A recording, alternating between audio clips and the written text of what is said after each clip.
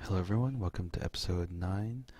Back in episode 7, I showed how you can constrain a camera to your character, but I did a kind of a sloppy job on that video. So in this video, I'm going to show you the proper way of constraining a camera. So back in that video, episode 7, all I did was constrain the hips directly to the camera. So you can see here in the translate X and Z, it's constrained. So when I play the video, it looks fine. But once you start rotating the camera, it kind of leads to very unpredictable camera movement. That's because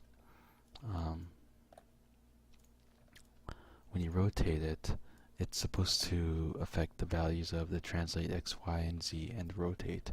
But because X and Z is constrained, those are not going to move. It's not going to budge.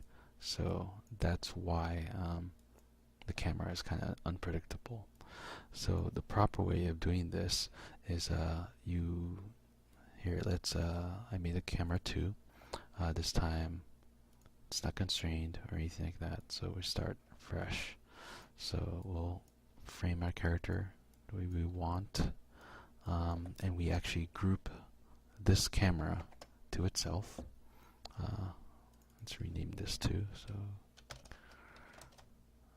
constrain group.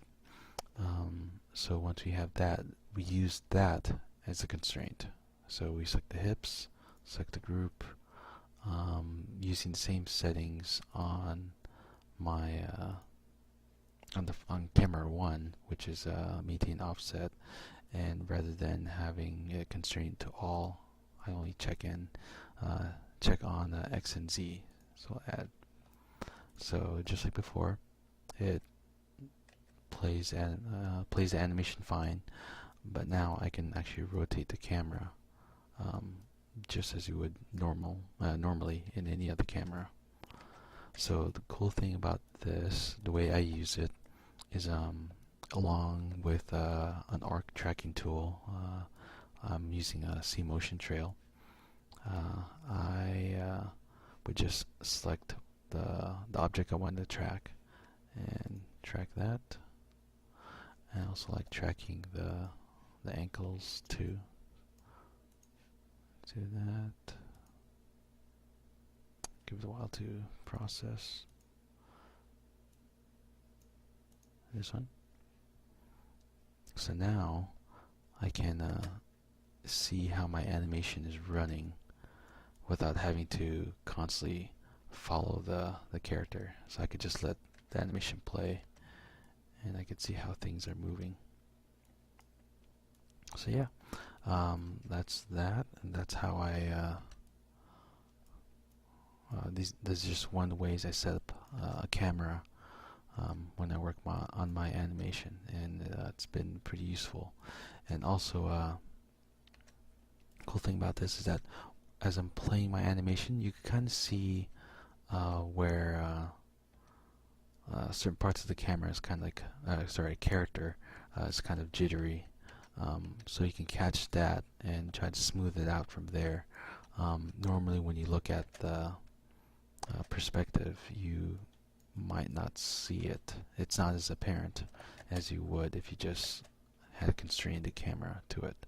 So hope that helps, and thanks for watching. Oh, and I just want to say that in the end, you still want to look at your shot camera, because that's pretty much what really matters in your animation. As much as you find issues in your constrained camera, refer back to your shot camera and see if it's really a problem you need to address.